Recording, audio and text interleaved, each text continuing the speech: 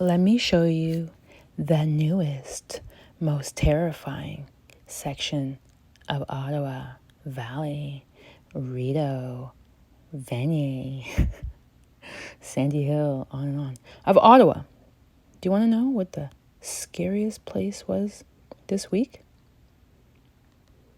I didn't think it could happen, but I ran my ass on the bus when that bus came.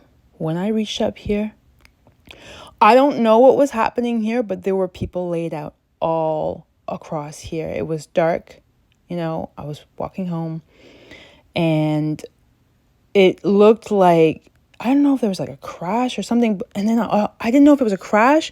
It looked like an emergency. I thought maybe somebody had robbed there. It looked like somebody was doing like triage all over, just people all over. And I know Sandy Hill and Rideau Nelson and the Sandy Hill Community Center, it's long been a place, that's rough. Like, people go there for help.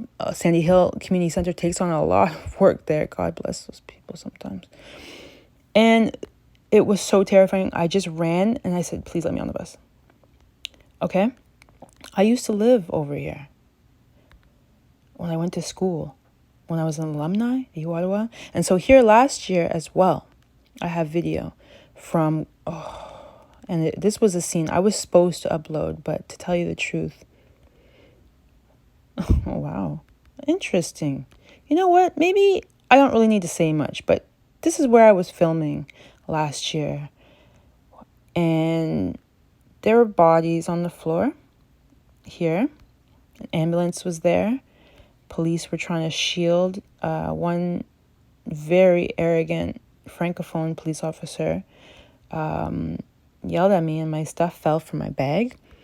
And he was so focused on me. I'm like, why does he care about me? Like, there's people. So I was trying to actually start to get questions, like answers from people around, because there was a lot of bystanders. Some people said it was a gun, but the ones who were closest, who had seemed like they'd been there the longest, said that one guy was possibly trying to rob a car, or they were having a fight. There was definitely substances involved, and both men, white men, middle-aged white men. It was nighttime. You could see the ambulances from over there, because this is where I came from. It was a man who brought me, who knew that I was filming, and he's like, oh my gosh, you're missing it, because I was in there at that crappy store, Circle K, which is it even Canadian? Ugh, what a waste. Why do we even have that? Anyways, and so he was really cool. That's what I'm saying. You need to stop being scared of people who have experience living on the street or have experience working with people on the street, because like, you're so sheltered. But anyway, it was a gift to me, because he pulled me out of the Circle K and I followed him up there. He was on some scooter, and I wouldn't have been brave enough to go up there. So I have footage. Some stuff I really can't just put out there without full context. I'm not like that. Some stuff I do put out without context, but not when it's this important. You could see it's just a range. And so there were university students also that I was interviewing here, and it was like one of the first times I was really doing an interview like that. So, and they were asking when it was going to be up, and I just felt so much pressure. They were all up here, all lined out, over here watching on the building. Yeah. Wow, Google must have done this recently. I wonder when they came around. They did not care. They're like, let me show you this place. So anyway, yeah, the scariest place of Ottawa this week. I just looked at the video of me, and yes, I was edgy. And I looked really scared. But I also looked like I needed a burger. So it was like a combination, probably. Definitely. Maybe if I had eaten just a tiny bit better, I would have. No, you know what? It was so terrifying. You don't just walk by. And it wasn't like people were just standing around. There was people lying down in the bush. Okay, talk about it, because it's open budget meeting today. Talk to your sunshine listers. Hey, Donna Gray, did you add the extra line yet that you had this grand idea for? You got money, you're going to make a new line where people could call in if they're having non-police, they don't want police intervention, but they want they want a mental health unit that's also paid within the police force. I mean, like, you guys, are you happy with what you're doing? Are you going to be able to stand in front of it and defend the actions to the youth, to these parents' children, to their families? Are you going to be able to stand there and explain to them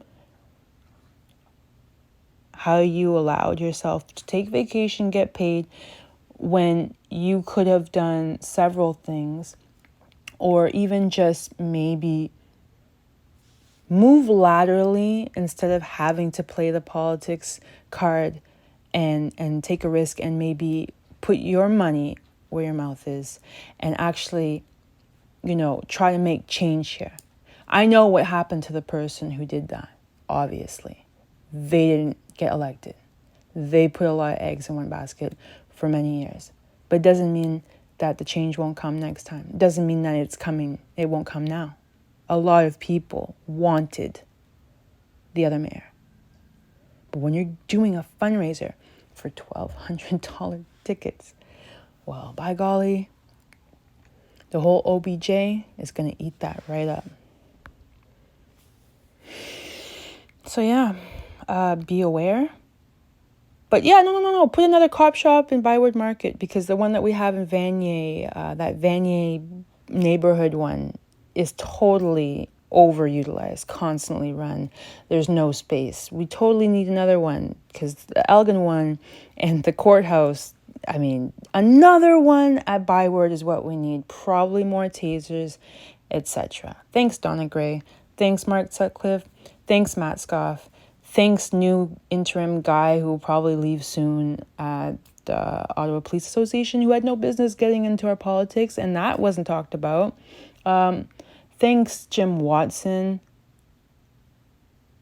Honestly. And Matthew Fleury, why are you so quiet? If you did a whole talk, TEDx, you think you just go and do a TEDx talk and then like, oh, I've done my duty. I'm the white savior of the year, and you go and talk about it in 2018, 2017. And then there's actual work being done. And where are you now? That's so weird to me. How? Why didn't I? If it's a health thing, then whatever. But they could have had a better transition for Stephanie Plant, who does not, what does this lady even do? So yeah, it's about to be a roast. Get ready.